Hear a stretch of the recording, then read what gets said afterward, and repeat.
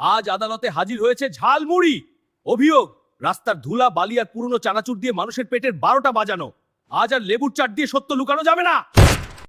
মাননীয় জজ সাহেব, এই ঝালমুড়ি দেখতে মজাদার হলেও এর ভেতরে লুকিয়ে থাকে পূর্ণ চানাচুর, ধুলা বালি আর জীবাণু। মানুষ এক প্লেট খেয়ে ভাবে কি স্বাদ, কিন্তু এর 5 মিনিট পরেই শুরু হয় পেট ব্যথা আর দৌড় হয় বাথরুমে। এটা খাবার না, এটা পেটের টাইম বোমা।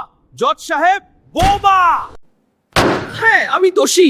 আমাকে অনেক সময় খোলা জায়গায় বানানো হয়, আমার মধ্যে ধুলা বালি আর বাসি উপকরণ ঢুকে যায়। মানুষ আমাকে খেয়ে শুধু আরেক প্লেট বলে, তারপর ও মাগো বলে দৌড়ায় বাথরুমে। আদালত সব শুনেছে। মানুষের পেটের সর্বনাশে তোমার বড় ভূমিকা আছে। তাই আদালত ঘোষণা করছে ঝালমুড়ি অপরাধী। তাই তাকে দেওয়া হচ্ছে পেট ব্যথার রাজা উপাধি। স্বাদ যতই ভালো হোক, খোলা আর নোংরা খাবার কিন্তু বিপদ ডেকে আনে। তাই পরিষ্কার খাবার খাও, সুস্থ থাকো। না হলে ঝালমুড়ির মতো খাবার তোমাকে সোজা বাথরুম কোর্টে পাঠিয়ে দেবে। আর এমন মজার বিচার দেখতে ফলো, লাইক, শেয়ার আর সাবস্ক্রাইব করতেই হবে।